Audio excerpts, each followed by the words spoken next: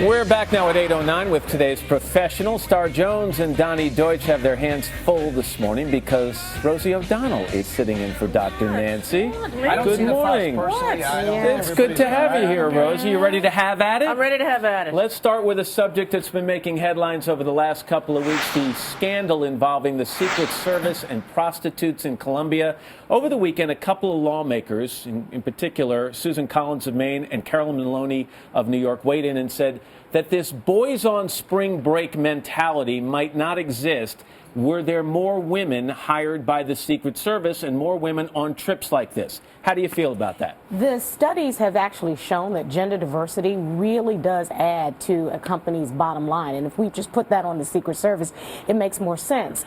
If you put people of different backgrounds and experiences, especially gender, at the table when decisions are being made, then you're not going to run into the same kinds of problems. I'm not sure you're getting my question, though. I'm saying if they're on these trips and there are women there, are these guys going to be less likely to go off and misbehave? Absolutely, because at the table when you're sitting around planning to go out and meet the hookers, you're not going to be making that plan with chicks sitting there with you. When I was a young comic, I'd go on the road with all these male comics who were in their 30s, and I knew all their wives, and I was 18 years old. All of them hooked up on every single trip. Well, once there started to be more women comics on the bill, it wasn't as easy. Guys, right? We're forgetting one thing, what these people do for a living. They protect the president. And I'm going to give you guys a newsflash, and feel free to jump in. There's a reason the Olympics, women and men don't box together or they don't run together. Physically, and a big part of this job is men are, I say the word, superior. Women are superior, I think, intellectually. No, they're bigger, they're strong. Guys. I'm sorry, I almost threw up live on TV. Donny Deutsch, all you have to be able to do is take a bullet. A woman can take a bullet for the president. Let's just deal with a little reality. Wait a second. We're talking about some people who are in Colombia. They're dog handlers. They're logistics people. Yes. They're looking at locations. These aren't people who are necessarily going to take a bullet. And the one who ended up doing the right thing was a woman. All right, now that brings up a good point. Paula Reed is getting a lot of credit. She's the head of the Miami field office because she found out about this and called this team home.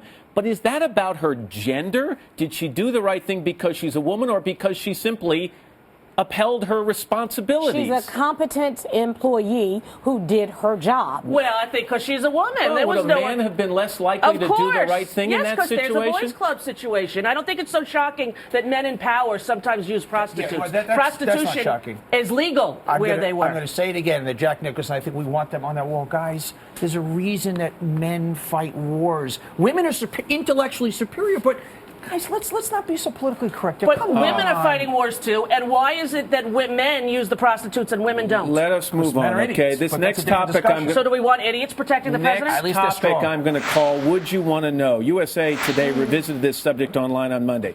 If you had a 50-50 chance of developing a hereditary disease that took the life of a close family member of yours at the age of 45, would you want to have the medical gene testing that might tell you if you carried that same gene and could die of that same disease? I had that. My mother died of breast cancer at 39, and I had the BCRA test to see if I was positive, and it was a very tough decision. Took me about 8 years to decide to do it, because I thought if I was positive, it didn't necessarily mean you were going to get it. You were just more at risk. So I finally took it and wanted to know because of life decisions I would make. So what was the upside? The upside was I could prepare myself emotionally. I could maybe plan out health things that were a little more regimented than going every 6 months.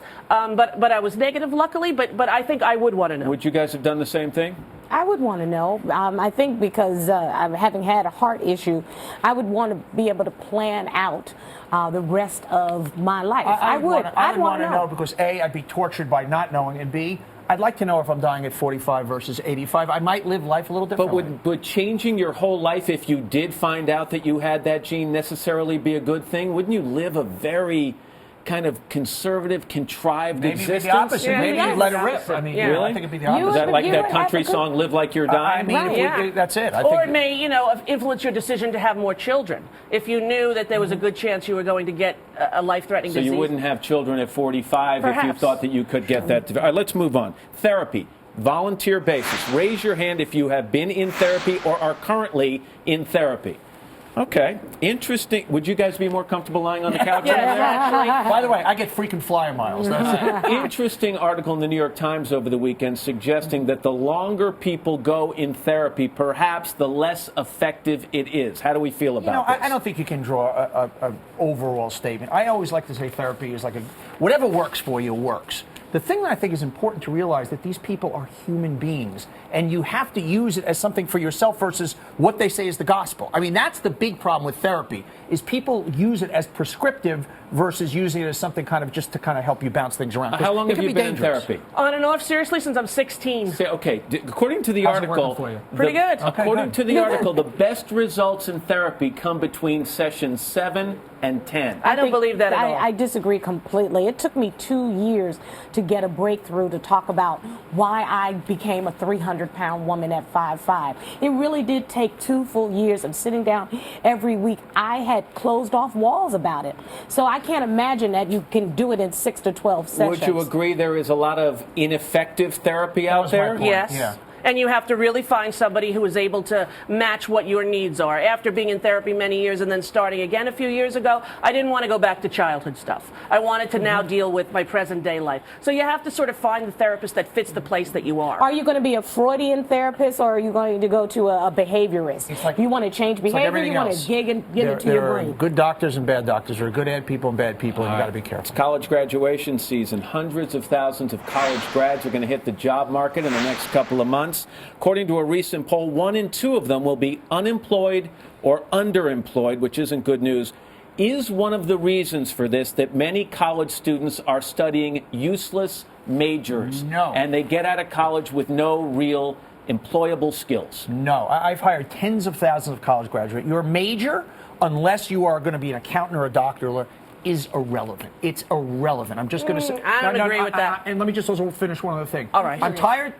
Okay. I'm teasing How you. you doing? I'm teasing you. I like sorry. that you're such a professional that you use a lot of words. I do, and they're big, and 4 syllables. You're like, in so And they're much 4 as, syllables. therefore, I believe. No. And furthermore, Yes.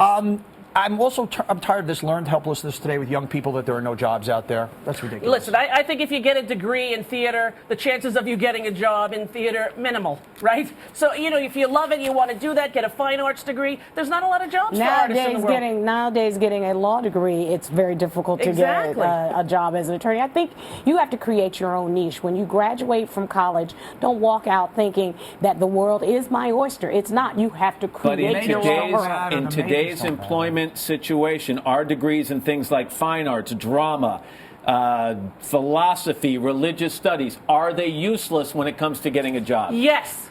I don't Guys. know. I could use each one of those and come up with a niche market for me to go out The and get a college job. experience is the overall experience, and I've never looked at a major in my life and hired people. Let's wrap up with one of our favorite people. Lindsay Lohan, it was announced yesterday, Bless has her been heart. cast to play a young Elizabeth Taylor in a new movie for the Lifetime Network. Is this a good idea?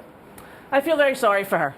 I think she needs a lot of help. She needs a lot of time away. Is it a good idea to cast her in this movie? No, because she's had a lot of trouble doing every single movie, including SNL. She was out and not at rehearsal, and I think she's not in a place to work. I used to think she was extremely talented, but I have not seen enough of her as an actress in recent years to really make an evaluation. It's a great idea. She's our generation's Elizabeth Taylor. She's the only one that. You're out of your mind. No, you talk to any director. You're a she's got crackhead. actor. You Yes. Get out You of know, here. we were The doing last fine thing in she- this segment before you showed up. The We were last doing thing she just did fine. good, she was 16. She's a great actress, and she's got all that How do we sensation. know she's a great actress? Because you talk to any Are you director. saying she is. she's good for it because she's right for the role, or will bring attention to the movie?